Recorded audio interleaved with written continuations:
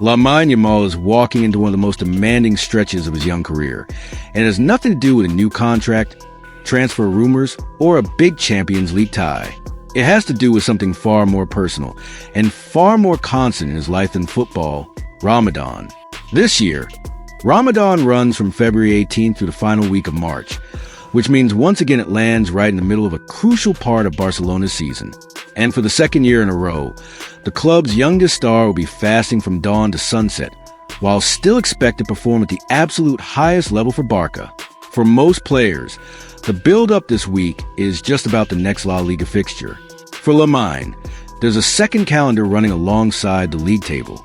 His next match won't come until Sunday at 16:15, when Barcelona hosts Levante at Montjuic, and by the time that game kicks off, he will have already gone many hours without food or water. That's not a minor detail. It's something the club's medical and performance staff have been thinking about for weeks. Ramadan for a professional athlete means no eating, no drinking, from sunrise to sunset every single day. On top of that, there are the 5 daily prayers and an emphasis on reflection, community, and discipline. It's an intense spiritual commitment. And when you combine that with the physical demands of elite football, it becomes a serious performance puzzle. Lamine Yamal is only a teenager, but he's already living in that space where football and faith meet. Last season was his first time navigating Ramadan while being a full part of Barca's first team, and he managed it without any visible drop in his level. Now, for the second consecutive year, he's going through it again, only this time with even more responsibility on his shoulders. Barcelona know exactly how important he is to their present and future. He's not just another squad player. He's a starter, a difference maker on the right wing, someone Xavi and the coaching staff lean on to break defensive lines and change games. That's why the club isn't leaving anything to chance. The medical team has already been working on a personalized strategy to carry him through the month. This kind of planning is not new at Barca. The club has long experience managing Ramadan with Muslim players at the top level. In recent years, they've tailored nutritional and recovery plans for names like Ousmane Dembele, Frank Kessie, and Ansu Fati. When they were at the Camp Nou, the goal has always been the same: respect the player's faith while minimizing the physical impact of fasting on performance. That means individual programs, specific meal timings, adjusted training loads, monitoring sleep, hydration, and recovery more carefully than usual. Elite teams around Europe do the same. But in Barcelona's case, they know they're dealing with a particularly young player in Lamine. So the balance of protection and trust is even more delicate. In his case, the plan revolves around 2 main pillars: what he eats and drinks at night, and how he manages hydration around training and matches. Because he can't consume anything during daylight hours, nighttime becomes crucial. Everything his body needs for the next day has to be loaded, digested, and stored between sunset and the early hours of the morning. That includes energy for high-intensity sprints, quick changes of direction, and the repeated accelerations that come with playing out wide in Barca's system. Lamine himself has been open about how he handles it. He's explained that during Ramadan, he sets his alarm for about 4 in the morning. That's before dawn, in the pre-sunrise window known as suhoor. He wakes up, eats a proper meal that he or his family has prepared, and makes sure he gets enough calories to fuel the day ahead. Then he goes back to rest before it's time to head down to training. He doesn't complicate it with a lot of extra activity. It's a simple routine: wake, eat, pray, sleep, train. For a teenager living under the spotlight he's under, that kind of discipline and simplicity is impressive on its own.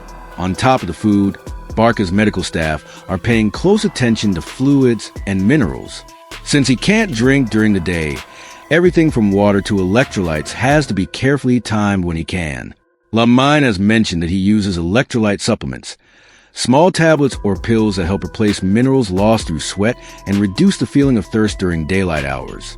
For a player who might be asked to play 70, 80, even 90 minutes in the afternoon heat, that's not a luxury, it's a necessity.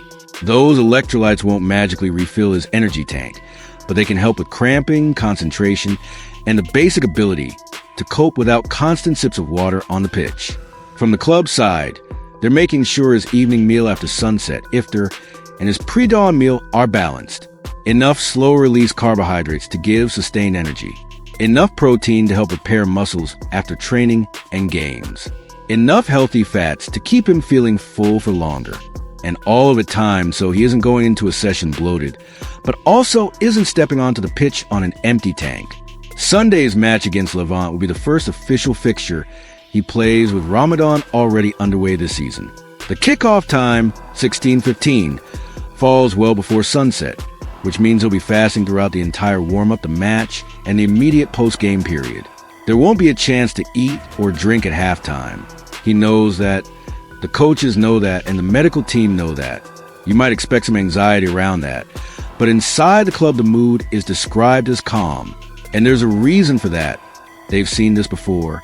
Last year, Lamine went through Ramadan in full competition and adapted better than many expected for someone's age.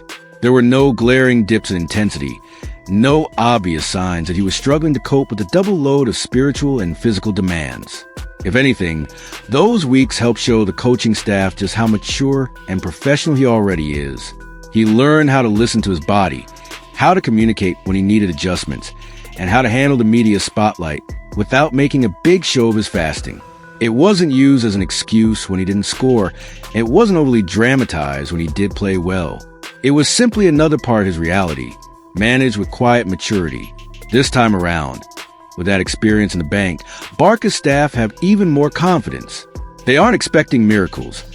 The science is clear that fasting changes how the body works during prolonged exercise, but they are expecting the combination of smart planning and Lamine's own mindset to keep his level high.